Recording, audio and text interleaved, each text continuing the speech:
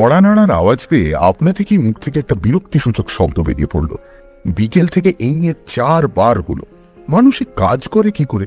কার্তিকটাও সেই যে বাজারে গেছে, আর ফেরার নামটি নেই। লেখাটা বন্ধ করে নিজেকেই উঠে যেতে হলো। দরজা খুলে আমি তো অবাক। আরে এ যে কান্তিবাবু! বললাম, কি আশ্চর্য, আসুন আসুন। চিনতে পেরেছ? প্রায় চেনা যায় না বললেই চলে। ভদ্রলোকে ভেতরে ঘরে এনে বসালাম। সত্যি 10 বছরে অবিশ্বাস্য পরিবর্তন হয়েছে কান্তিবাবুর চেহারায়। একেই 1950-তে আসামের জঙ্গলে ম্যাগনিফাইং গ্লাস হাতে লাফিয়ে বেড়াতে দেখেছি। 50-এর কাছাকাছি বয়স তখনই, কিন্তু একটি চুলও পাকেনি। আর ওই বয়সে উৎসাহ ও এনার্জির যা নমুনা দেখেছিলাম, তা সচরাচর আমাদের তরুণদের মধ্যেও দেখা যায় না। তোমার অর্কিডের শখ এখনো আছে দেখছি। আমার ঘরের জানলায় একটা টবের মধ্যে কান্তিবাবুরই দেওয়া একটা অর্কিড ছিল। শখ এখনো আছে বললে অবশ্যই ভুল বলা হবে। কান্তিবাবু এই গাছপালা সম্পর্কে একটা কৌতূহল আমার মধ্যে জাগিয়ে তুলেছিলেন। তারপর উনি দেশ ছাড়া হবার পর থেকে ক্রমে সে শখটা আপনা থেকেই উবে গেছে, যেমন অন্য শখগুলোও গেছে। এখন লেখা নিয়েই থাকি। ইদানিং দিনকাল বদলেছে। বই লিখেও আজকাল রোজগার হয়। 3টি বইয়ের বিক্রির টাকাতেই তো প্রায় সংসার চলে যাচ্ছে আমার। অবশ্যই সংসার বলতে আমি, আমার বিধবা মা আর চাকুর কার্তিক। চাকরি একটা আছে বটে, তবে আশা আছে বই থেকে তেমন তেমন রোজগার হলে চাকরি বাকরি ছেড়ে দিয়ে কেবল লিখ আর লেখার অবসরে দেশ ভ্রমণ করব। কান্তিবাবু বসে থাকতে থাকতে হঠাৎ শিউরে উঠলেন। বললাম, ঠান্ডা লাগছে, জানলাটা বন্ধ করে দেবো? এবার কলকাতায় শীতটা। না না, ওরকম আজকাল মাঝে মাঝে হয়।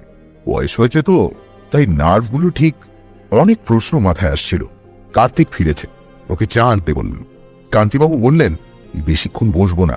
তোমার উপন্যাস হাতে এসেছিল একখানা, তোমার প্রকাশকের কাছ থেকে ঠিকানা সংগ্রহ করে এখানে এলো। এসেছি একটা বিশেষ দরকারে। বলুন না, তবে তার আগে কবে দেশে ফিরলেন, কোথায় ছিলেন, কোথায় আছেন, এসবগুলো জানতে খুব ইচ্ছে করছে।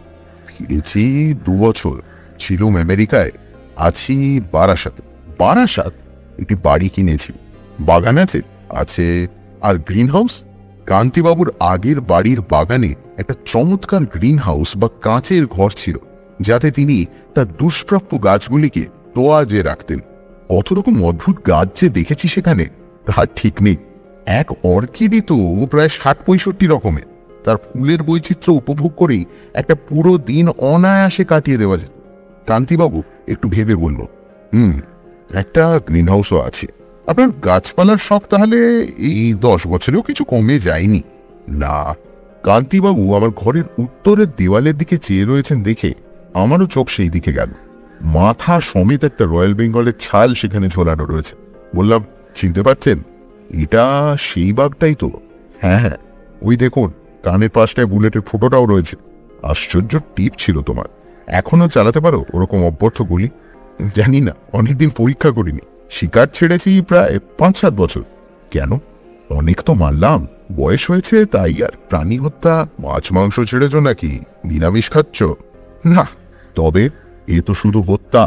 বাঘ মারলে কি, কুমির মারলে কি, মোষ মারলে ছাল ছাড়িয়ে মাথা স্টাফ করে কি শিং মাউন্ট করে দেয়ালে টাঙিয়ে রাখলে ঘরে শোভা বাড়লো, লোকে এসে কেউ আঁতকে উঠলো, কেউ বাহবা দিল। তোমারও জোয়ান বয়সের অ্যাডভেঞ্চারের কথা মনে পড়ে গেল। আর মুরগি, ছাগল, ইলিশ, মাগুর যে নিজে চিবিয়ে খেয়ে ফেলছো। শুধু প্রাণী হত্যা নয়, প্রাণী হজম। কি আর বলি, অস্বীকার করতে পারলাম না। কার্তিক চা দিয়ে গেল। কান্তিবাবু কিছুক্ষণ গম্ভীর হয়ে হঠাৎ আবার শিউরে উঠে চায়ের পেয়ালাটা তুলে নিলেন। চুমুক দিয়ে বললেন, জীবে জীবে খাদ্য খাদক সম্পর্ক সে তো সৃষ্টির গোড়ার কথা। ওই যে টিকটিকিটা ওথেতে রয়েছে, দেখেছ? দেখলাম কিং কোম্পানির ক্যালেন্ডারটা ঠিক ওপরেই একটা টিকটিকি, তার থেকে ইঞ্চিখানিক দূরে একটা উচ্চিংড়ের দিকে নিষ্পলক দৃষ্টিতে চেয়ে রয়েছে। তারপর দেখতে দেখতে গুটি গুটি করে অতীব সন্তর্পণে পোকাটার দিকে অগ্রসর হয়ে হঠাৎ তীরের মতো এক ছোবলে সেটাকে মুখে পুরে নিল। কান্তিবাবু বললেন, ব্যাস চলল ডিনার। খালি খাওয়া, খাওয়া আর খাওয়া। খাওয়াটাই সব। বাঘে মানুষ খাচ্ছে, মানুষ ছাগল খাচ্ছে, ছাগল কি না খাচ্ছে ভাবতে গেলে কি বন্য, কি আদিম, কি হিংস্র মনে হয় বলতো। অথচ এই হলো নিয়ম, এছাড়া গতি নেই। এ না হলে সৃষ্টি অচল হয়ে যাবে। নিরামিষ খাওয়াটা বোধহয় এর চেয়ে অনেক ইয়ে। কে বললো তোমায়? শাকসবজি, তরি তরকারি এসবের কি প্রাণ নেই? তা তো আছেই, জগদীশ বোস আর আপনার দৌলতে সে সবসময় মনে থাকে, তবে মানে ঠিক সেরকম প্রাণ নয় তো। গাছপালা আর জীবজন্তু কি এক? তোমার মতে কি দুইয়ের অনেক প্রভেদ? প্রভেদ নয়, যেমন ধরুন গাছ হেঁটে বেড়াতে পারে না, শব্দ করতে পারে না, মনের ভাব প্রকাশ করতে পারে না, এমনকি মন বলে যে কিছু আছে তাই তো বোধহয় বোঝবার কোনো উপায় নেই, তাই নয় কি? কান্তিবাবু কি জানি বলতে গিয়ে বললেন না। চাটা শেষ করে কিছুক্ষণ মাথা নিচু করে বসে থেকে অবশেষে আমার দিকে চোখ তুলে চাইলেন। তার চোখের করুণ সংশয়াকুল দৃষ্টি দেখে আমার মনটা হঠাৎ কেমন যেন একটা অজানা আশঙ্কায় ভরে উঠল। সত্যি ভদ্রলোকের চেহারায় কি আশ্চর্য পরিবর্তন ঘটেছে। কান্তিবাবু ধীর কণ্ঠে বললেন, পরিমল, আমার বাড়ি এখান থেকে 21 মাইল। 58 বছর বয়সে নিজে কলেজ স্ট্রিট পাড়ায় ঘোরাঘুরি করে তোমার ঠিকানা সংগ্রহ করে যখন এখানে এসেছি, তখন নিশ্চয়ই তার একটা গূঢ় কারণ আছে। এটা বুঝতে পারছো তো? নাকি ওইসব আজে বাজে রং চড়ানো গল্পগুলো লিখে সে বুদ্ধিটাও হারিয়েছ? ভাবছো লোকটা একটা টাইপ বটে, একটা গল্পে লাগাতে পারলে বেশ হয়। লজ্জায় আমার মাথা হিট হয়ে গেল। কান্তিবাবু ভুল বলেননি, তাকে একটা গল্পের চরিত্র হিসেবে ব্যবহার করার পরিকল্পনা উনি আনাচে কানাচে সত্যি ঘোরাফেরা করছিল। ভদ্রলোক বললেন, জীবনের সঙ্গে যোগ বিচ্ছিন্ন বলে যাই লেখো না কেন, সব ফাঁকা আর ফাঁকি হয়ে যাবে। আর এটাও মনে রেখো যে তুমি কল্পনায় যতই রং চড়াও না কেন, বাস্তবের চেয়ে কখনোই তা বেশি বিস্ময়কর হতে পারবে না। যাকে আমি তোমায় উপদেশ দিতে আসিনি, আমি এসেছি সত্যি বলতে কি তোমার সাহায্য ভিক্ষা করতে। কান্তিবাবু আবার বাঘটার দিকে চাইলেন। কি সাহায্যের কথা বলছেন ভদ্রলোক? তোমার বন্দুকটা আছে না বিদায় করে দিয়েছ? আমি একটু চমকে গিয়ে ভদ্রলোকের দিকে চাইলাম। বন্দুকের কথা জিজ্ঞেস করছেন কেন? বললাম, আছে, তবে মরছে ধরেছে বোধহয়। কিন্তু কেন? কাল ওটা নিয়ে আমার বাড়িতে একবার আসতে পারবে? আমি আবার ভদ্রলোকের দিকে চাইলাম। রসিকতার কোনো ইঙ্গিত নেই তার দৃষ্টিতে। অবশ্যই কেবল বন্দুক না, ওটাও লাগবে। কান্তিবাবুর এই অনুরোধে কি বলবো চট করে ভেবে পেলাম না। একবার মনে হলো কথা শুনে হয়তো বুঝতে পারছি না, কিন্তু আসলে হয়তো ভদ্রলোকের মাথা খারাপ হয়ে গেছে। খামখেয়ালি সে বিষয়ে তো কোনো সন্দেহ নেই, নইলে আর জীবন বিপন্ন করে উদ্ভট গাছপালার উদ্দেশ্যে কেউ বন বাদারে ধাওয়া দেয়। বললাম, বন্দুক নিয়ে যেতে আমার কোনো আপত্তি নেই, তবে কারণটা জানার জন্যে বিশেষ কৌতূহল হচ্ছে। আপনাদেরও অঞ্চলে জন্তু জানোয়ার কি চোর ডাকাতের উপদ্রব হচ্ছে নাকি? কান্তিবাবু বললেন, সেসব তুমি এলে পরে বলবো। বন্দুকের প্রয়োজন শেষ পর্যন্ত নাও হতে পারে, আর যদি বা হয়ও, এটুকু বলে রাখছি যে তোমায় কোনো দণ্ডনীয় অপরাধের দায়ে পড়তে হবে না। কান্তিবাবু উঠে পড়লেন। তারপর আমার কাছে এগিয়ে এসে আমার কাঁধে হাত রেখে বললেন, তোমার কাছেই এসেছি কারণ শেষ যা দেখেছি তোমায়, তাতে মনে হয়েছিল যে আমার মতো তোমারও নতুন ধরনের অভিজ্ঞতার প্রতি একটা বিশেষ আকর্ষণ আছে। তাছাড়া আমার লোক সমাজে যাতায়াত আগেও কম ছিল, এখন প্রায় নেই বললেই চলে, এবং চেনা পরিচিতের মধ্যে মুষ্টিমেয় যে কজন আছে, তোমার বিশেষ গুণগুলি তাদের কারোর মধ্যেই নেই। অতীতে অ্যাডভেঞ্চারের গন্ধে যে বিশেষ উত্তেজনাটা শিরায় শিরায় অনুভব করতাম, আজ এই মুহূর্তে আবার যেন তার কিছুটা অনুভব করলাম। বললাম, কোথায় কখন কিভাবে যাব যদি বলে দেন, সে বলে দিচ্ছি। যশোর রোড দিয়ে সোজা গিয়ে বারাসাত স্টেশনে পৌঁছে ওখানকার যে কোনো লোককে মধু মুরলির দিঘির কথা জিজ্ঞেস করবে। সেটা স্টেশন থেকে মাইল 4। সেই দিঘির পাশে একটা পুরনো ভাঙা নীলকুঠি আছে, তার পাশেই আমার বাড়ি। তোমার গাড়ি আছে তো? না, তবে আমার এক বন্ধুর আছে। কে বন্ধু? অভিজিৎ, কলেজে সহপাঠী ছিল। কেমন লোক সে? আমি চিনি। চেনেন না বোধ হয়, তবে লোক ভালো। মানে আপনি যদি বিশ্বস্ততার কথা বলেন, তবে হি ইজ অল রাইট। বেশ, তো তাকে নিয়েই যেও, তবে যেও নিশ্চয়ই। ব্যাপারটা জরুরি সেটা বলা বাহুল্য। বিকেলের মধ্যে পৌঁছে যেতে চেষ্টা করো। আমার বাড়িতে টেলিফোন নেই। রাস্তার মোড়ে রিপাবলিক কেমিস্ট থেকে অভিজিতের বাড়িতে ফোন করলাম। বললাম, চলে আয় এক্ষুনি, জরুরি কথা আছে। তোর নতুন গল্প পড়ে শোনাবি তো? আবার ঘুমিয়ে পড়বো কিন্তু। আরে না না, অন্য ব্যাপার। কি ব্যাপার?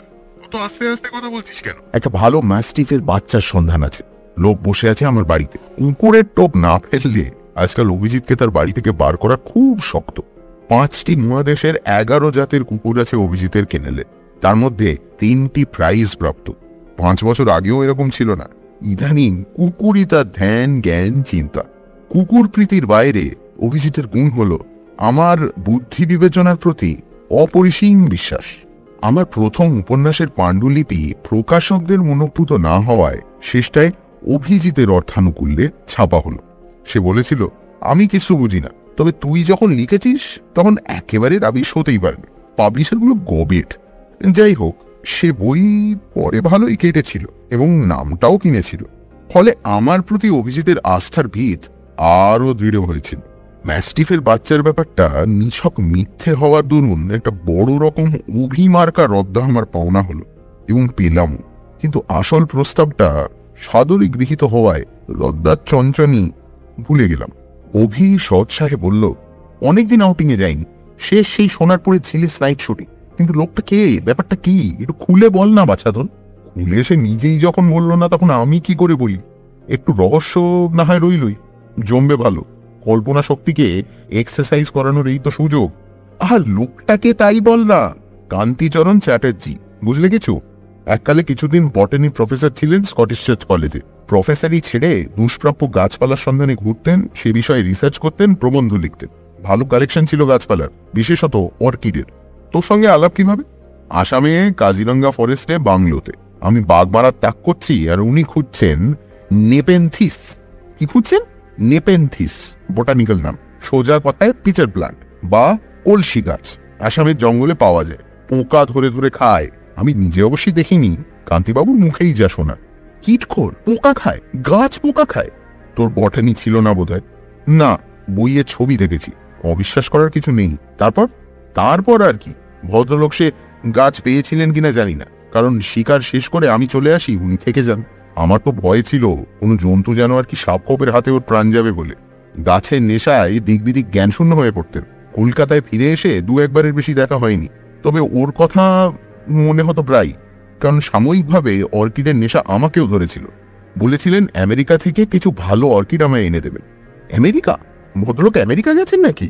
বিলিতি কোনেক বটানির জার্নালে উদ্ভিদ সম্বন্ধে একটা লেখা বেরোনোর পর ওর বেশ খ্যাতি হয় ও দেশে।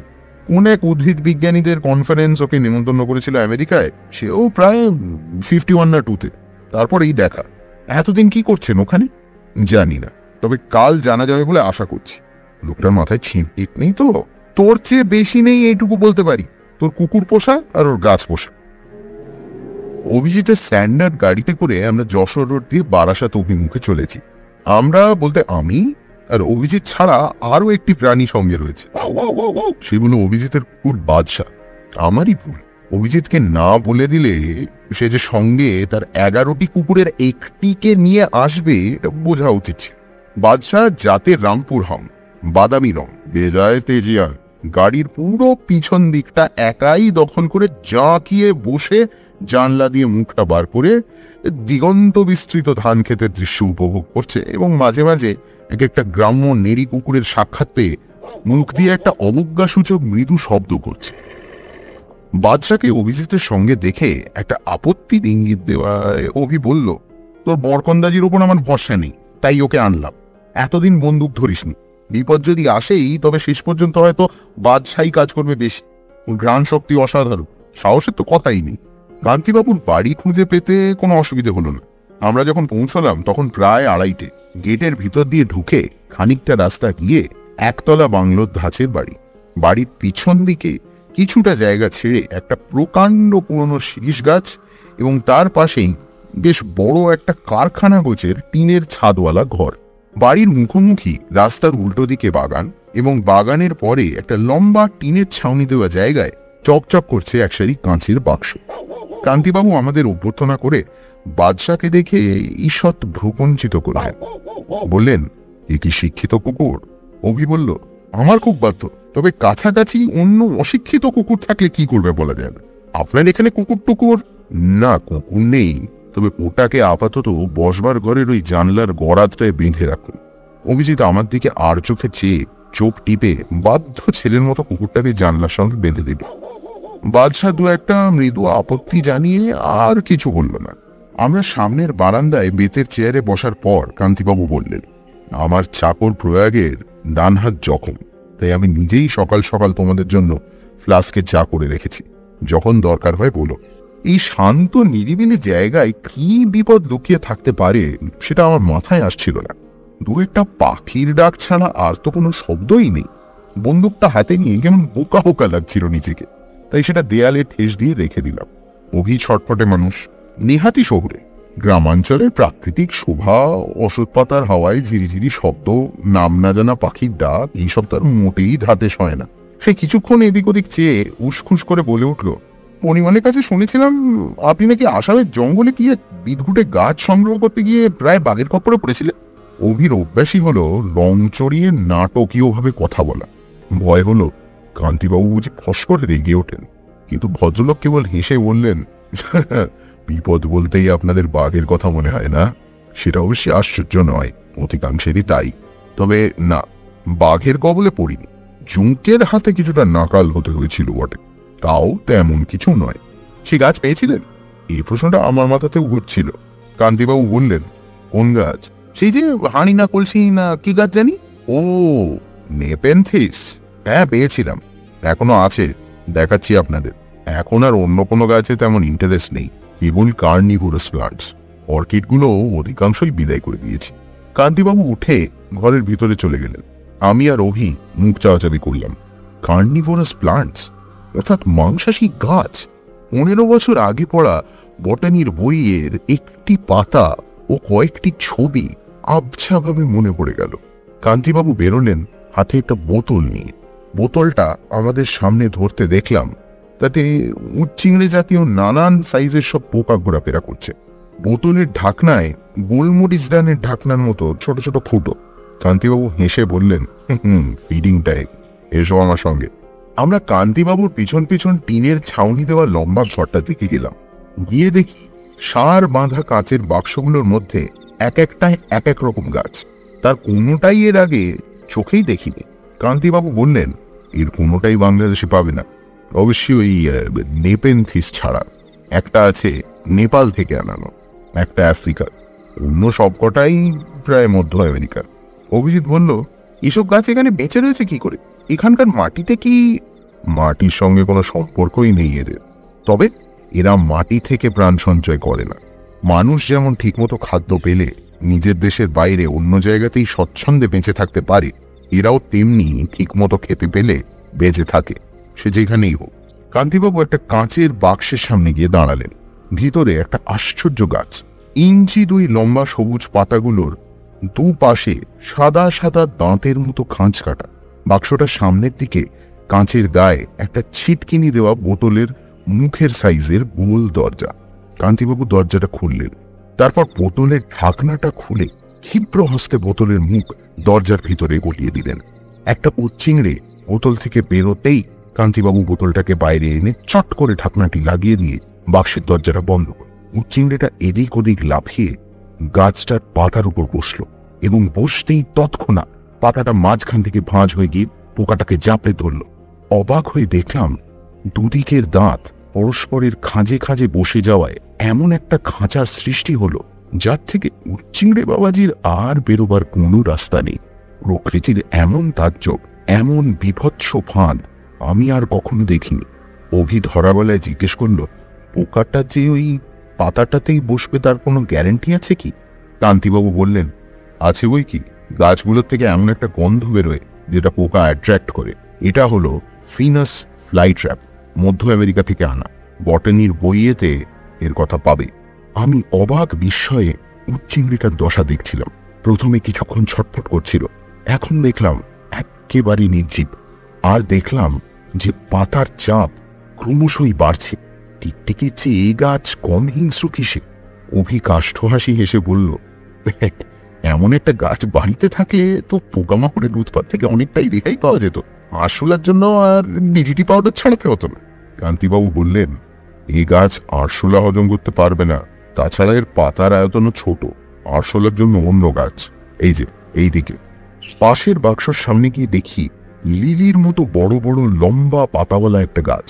প্রত্যেকটা পাতার ডগা থেকে একটি করে ঢাকনা সমেত থলির মতো জিনিস ঝুলছে।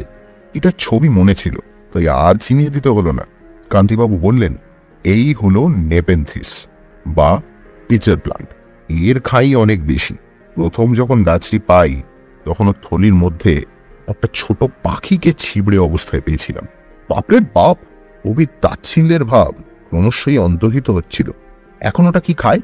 আরশোলা, প্রজাপতি, শুঁয়োপোকা, এইসব আর কি। মাঝে আমার কলে একটা ইঁদুর ধরা পড়েছিল, সেটাও খাইয়ে দেখেছিলাম, আপত্তি করেনি। তবে গুণপাকের ফলে এসব গাছ অনেক সময় মরে যায়।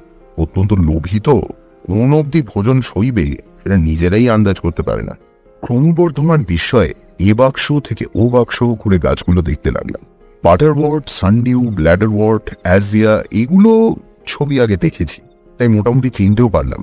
কিন্তু অনেকগুলো একেবারে নতুন, একেবারে তাজ্জব, একেবারে অবিশ্বাস্য। প্রায় 20 রকমের মাংসাশী গাছ কান্তিবাবু সংগ্রহ করেছেন। তার কোনো কোনোটা পৃথিবীর অন্য কোনো কালেকশনই না কিনে। এর মধ্যে সবচেয়ে সুন্দর গাছ যেটি সানডিউ, তার ছোট্ট পাতাগুলোর চারপাশে সরু লম্বা লম্বা রোয়ার ডগায় জলবিন্দু চকচক করছে।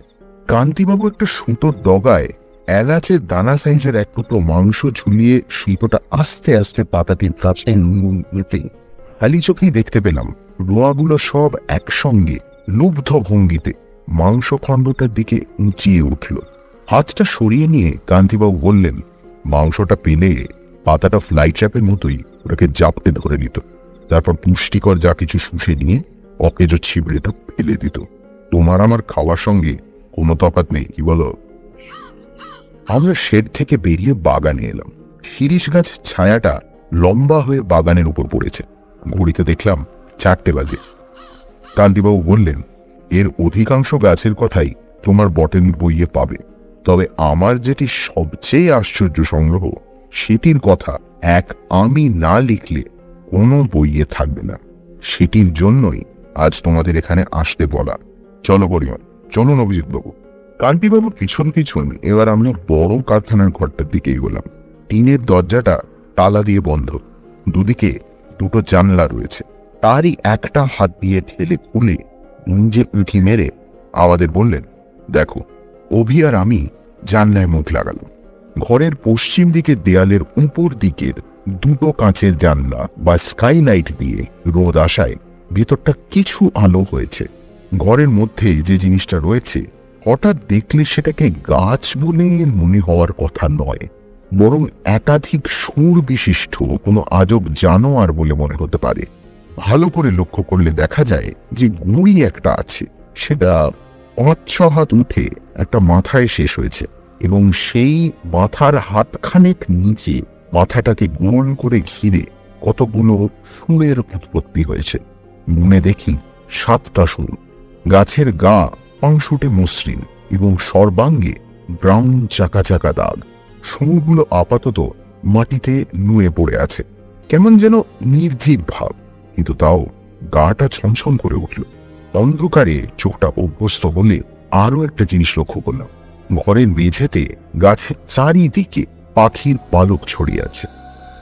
কতক্ষণ চুপ করেছিলাম জানি না, কান্তিবাবুর গলার স্বরে আবার যেন সঙ্গীত ফিরে পেলাম। গাছটা এখনো ঘুমোচ্ছে, সময় হলো বলে। অভি অবিশ্বাসের সুরে বলল, ওটা কি সত্যি গাছ? কান্তিবাবু বললেন, পাত থেকে গজাচ্ছে যখন, তখন গাছ ছাড়া আর কি বলবেন বলুন? হাব ভাব অবশ্যই গাছের মতো নয়, অভিধানে এর উপযুক্ত কোনো নামই নেই। আপনি কি বলেন? সেপ্টোপাস, অথবা বাংলায় সপ্তপাশ। পাশ অর্থাৎ বন্ধন, যেমন নাগপাশ। আমরা বাড়ির দিকে হাঁটতে আরম্ভ করলাম। বললাম, এ গাছ পেলেন কোথায়? মধ্য আমেরিকার নিকারাগুয়া হ্রদের কাছেই গভীর জঙ্গল আছে, তার ভেতরে। অনেক খুঁজতে হয়েছিল বলুন। ওই অঞ্চলেই যে আছে সেটা জানা ছিল। তোমরা বোধহয় প্রফেসর ডানস্টনের কথা শোনোনি। উদ্ভিদ বিজ্ঞানী ও পর্যটক ছিলেন। মধ্য আমেরিকায় গাছপালার সন্ধান করতে গিয়ে প্রাণ হারান। ঠিক কিভাবে তার মৃত্যু হয় কেউ জানতে পারেনি। মৃতদেহ সম্পূর্ণ নিখোঁজ হয়ে যায়। তার তৎকালীন ডায়েরির শেষের দিকে এই গাছটার উল্লেখ পাওয়া যায়। আমি তাই প্রথম সুযোগেই নিকারাগুয়ার দিকে চলে যাই। গুয়াতেমালা থেকে স্থানীয় লোকের কাছে এই গাছের বর্ণনা শুনতে থাকি। তারা বলে, শয়তান গাছ, শেষটায় অবশ্যই এমন গাছ একাধিক চোখে পড়েছিল। বাঁদর, আর্মাডিলো অনেক কিছুই খেতে দেখেছি এই গাছকে। অনেক খোঁজার পর একটা অল্প বয়স্ক ছোটখাটো চারা গাছ পেয়ে সেটাকে তুলে আনি। 2 বছরে গাছের কি সাইজ হয়েছে দেখতেই পাচ্ছ। এখন কি খায় গাছটা? যা দিই তাই খায়। কলে ইঁদুর ধরে খেতে দিয়েছি। তারপর প্রয়াগকে বলে দিয়েছিলাম বেড়াল কুকুর চাপা পড়লে ধরে আনতে, তাও দিয়েছি। তারপর তুমি আমি যা খাই তাও দিয়েছি, অর্থাৎ মুরগি, ছাগল। ইদানিং খিদেটা খুব বেড়েছে, খাবার জুগিয়ে উঠতে পারছি না। এদের দিকে ঘুম ভাঙার পর ভয়ানক ছটফট করে। কাল তো একটা কাণ্ডই হয়ে গেছিল। প্রয়াগ গিয়েছিল একটা মুরগি দিতে। হাতিকে যেভাবে খাওয়ায় সেভাবে খাওয়াতে হয়। প্রথমে গাছটার মাথায় একটা ঢাকনা খুলে যায়, তারপর সুর দিয়ে খাবারটা হাত থেকে নিয়ে মাথার গর্তের মধ্যে পুড়ে দেয়। একটা যে কোনো খাবার পেটে পুড়লে কিছুক্ষণের জন্য নিশ্চিন্ত থাকা যায়। তারপর আবার সুরগুলো দোলাতে আরম্ভ করলে বোঝা যায় যে আরো খেতে চাইছে। এতদিন 2টো মুরগি অথবা একটা কচি পাঠায় একদিনের খাওয়া হয়ে যেত। কাল থেকে তার ব্যতিক্রম হচ্ছে। কাল দ্বিতীয় মুরগিটা দিয়ে প্রয়াগ দরজা বন্ধ করে চলে এসেছিল। অস্থির অবস্থায় সুরগুলো আছড়ালে একটা শব্দ হয়। দ্বিতীয় মুরগির পরেও হঠাৎ সেই আওয়াজটা পেয়ে প্রয়াগ গিয়েছিল অনুসন্ধান করতে। আমি তখন ঘরে বসে ডায়েরি লিখছি। হঠাৎ একটা চিৎকার শুনে দৌড়ে গিয়ে দেখি সেপ্টোপাসের একটা সুর প্রয়াগের ডান হাতটা আঁকড়ে ধরেছে। প্রয়াগ প্রাণপণে সেটা টেনে ছাড়াবার চেষ্টা করছে, কিন্তু সেই সঙ্গে সেপ্টোপাসের আর একটি সুর লক লক করে প্রয়াগের দিকে এগোচ্ছে। আমি দৌড়ে গিয়ে আমার লাঠি দিয়ে সুরটা একটা প্রচন্ড আঘাত করে 2 হাত দিয়ে প্রয়াগকে টেনে কোনো মতে তাকে উদ্ধার করি। তবে চিন্তার কারণ হচ্ছে এই যে প্রয়াগের হাতের খানিকটা মাংস সেপ্টোপাস খাবলে নিয়েছিল এবং সেটাই সে পেটের মধ্যে পুড়েছিল। এ আমার নিজের চোখে দেখা। আমরা হাঁটতে হাঁটতে বারান্দায় পৌঁছে গিয়েছিলাম। কান্তিবাবু একটা চেয়ারে বসে পড়লেন। তারপর পকেট থেকে রুমাল বার করে কপালের ঘাম মুছতে মুছতে বললেন, সেপ্টোপাসের যে মানুষের প্রতি লোভ বা আক্রোশ থাকতে পারে তার কোনো ইঙ্গিত এতদিন পাইনি। কাল যখন পেলাম তারপরে এটাকে মেরে ফেলা ছাড়া আর কোনো উপায় দেখছি না। কাল একবার খাবারে বিষ মিশিয়ে মেরে ফেলার চেষ্টা করেছিলাম, কিন্তু কি আশ্চর্য বুদ্ধি গাছটার, সে খাবার ও শুঁড়ে নিয়েই ফেলে দিল। একমাত্র উপায় হলো গুলি করে মারা। পরিমল, তোমায় কেন ডেকেছি সেটা বুঝতে পারছো তো? আমি একটু চুপ করে থেকে বললাম, গুলি করলে ও মরবে কিনা সেটা আপনি জানেন? কান্তিবাবু বললেন, মরবে কিনা জানি না, তবে আমার বিশ্বাস ব্রেন বলে ওর একটা জিনিস আছে। ওর চিন্তা শক্তি যে আছে তার তো প্রমাণই পেয়েছি। কারণ আমি তো কতবার ওর কত কাছে গেছি। ও তো আমাকে কোনোদিন আক্রমণ করেনি, আমাকে চেনে যেমন কুকুর তার মনিবকে চেনে। প্রয়াগের ওপর আক্রোশের কারণ হচ্ছে যে প্রয়াগ কয়েকবার ওর সঙ্গে ঠাট্টা তামাশা করার চেষ্টা করেছে। খাবারের লোভ দেখিয়ে দেয়নি, কিংবা সুরের ডগার কাছে নিয়ে গিয়ে আবার পিছিয়ে নিয়েছে। মস্তিষ্ক ওর আছেই, এবং আমার বিশ্বাস সেটা যেখানে থাকার কথা সেখানেই আছে, অর্থাৎ ওর মাথায়। যেখানটা ঘিরে সুরগুলো বেরিয়েছে সেখানেই তোমায় তাক করে গুলি ওর মাথাতেই মারতে হবে। অভি ফস করে বলল, সে আর এমন কি, সে তো 1 মিনিটের মধ্যেই পরীক্ষা করে দেখা যায়। পরিমল, তোর বন্দুকটা। কান্তিবাবু হাত তুলে অভিকে থামিয়ে দিলেন, বললেন, শিকার যদি ঘুমিয়ে থাকে তখন কি তাকে মারা চলে? পরিমলের হান্টিং কোড কি বলে? আমি বললাম, ঘুমন্ত শিকারকে গুলি করা একেবারেই নীতিবিরুদ্ধ, বিশেষত শিকার যেখানে চলে ফিরে বেড়াতে পারছে না সেখানে তুমি প্রশ্নই উঠতে পারবে। কান্তিবাবু ফ্লাস্ক এনে চা পরিবেশন করলেন। চা পান শেষ হতে না হতেই মিনিট 15-র মধ্যেই সেপ্টোপাসের ঘুম ভাঙল। পাশের ঘরে কিছুক্ষণ থেকেই ফুসফুস করছিল। হঠাৎ একটা হচমচ আর গোঙানির শব্দ পেয়ে অভি আর আমি উঠে গিয়ে দেখি বাদশা দাঁত দিয়ে প্রাণপণে তার বকলুসটা ছেড়বার চেষ্টা করছে। অভি ধমক দিয়ে বাদশাকে নিরস্ত করতে গেল। এমন সময় কারখানা ঘর শেষে একটা সপাত সপাত শব্দ, আর তার সঙ্গে একটা উগ্র গন্ধ পেল। গন্ধটা এমন যার তুলনা দেওয়া মুশকিল। ছেলেবেলায় টনসিল অপারেশনের সময় ক্লোরোফর্ম শুঁকতে হয়েছিল, তার সঙ্গে হয়তো কিছুটা মিল আছে। কান্তিবাবু হন্তদন্ত হয়ে ঘরে ঢুকে বললেন, চলো, সময় হয়েছে। আমি বললাম, গন্ধটা কিসের? সেপ্টোপাসের। এই গন্ধ ছড়িয়েই ওরা শিকার। কান্তিবাবুর কথা শেষ হলো না। বাদশাহ প্রচন্ড এক টানে বক্রোশ ছিঁড়ে ঝাটকার চোটে অভিকে উল্টিয়ে ফেলে তীর বেগে পাগলের মতো ছুটল ওই গন্ধের উৎসের দিকে। অভি কোনো মতে উঠে সর্বনাশ করে ছুটল বাদশার পেছনে। আমি গুলি ভরা বন্দুক নিয়ে কারখানা ঘরের দিকে ছুটে গিয়ে দেখি বাদশাহ এক বিরাট লাফে একমাত্র খোলা জানলার উপর উঠল এবং অভির বাধা দেবার চেষ্টা ব্যর্থ করে ঘরের ভিতর ঝাঁপিয়ে পড়ল। কান্তিবাবু চাবি দিয়ে দরজা খোলার সঙ্গে সঙ্গে শুনতে পেলাম রামপুর হাউন্ডের মর্মান্তিক আর্তনাদ। উঠে দেখি এক শুনে শোনাচ্ছে না, একের পর দ্বিতীয় এবং তৃতীয় সুর দিয়ে সত্যপাস বাদশাকে মরণ পাশে আবদ্ধ করছে। কান্তিবাবু চিৎকার করে বললেন, তোমরা আর এগিয়েও না, পরিমল চালাও বিয়ে। বন্ধু শুনছিয়েছি এমন সময় চিৎকার এলো, থামো। অভিজিতের কাছে তার কুকুরের মূল্য কতখানি তা এবার বুঝতে পারলাম। সে কান্তিবাবুর বারণ সম্পূর্ণ অগ্রাহ্য করে ছুটে গিয়ে সেক্টোপাসের 3টে সোরের একটাকে আঁকড়ে পড়ে। তখন এক অদ্ভুত দৃশ্যে আমার রক্ত জল পেয়ে গেল। 3টে সোন একসঙ্গে বাদশাকে ছেড়ে অভিকে আক্রোশ, আর 4টে সোন যেন মানুষের রক্তে নবীন হঠাৎ সজাগ হয়ে লোলক সিংহার মতো লক্রিয়া করে উঠল। কান্তিবাবু আবার বললেন, চালাও চালাও গুলি, ওই যে মাথা।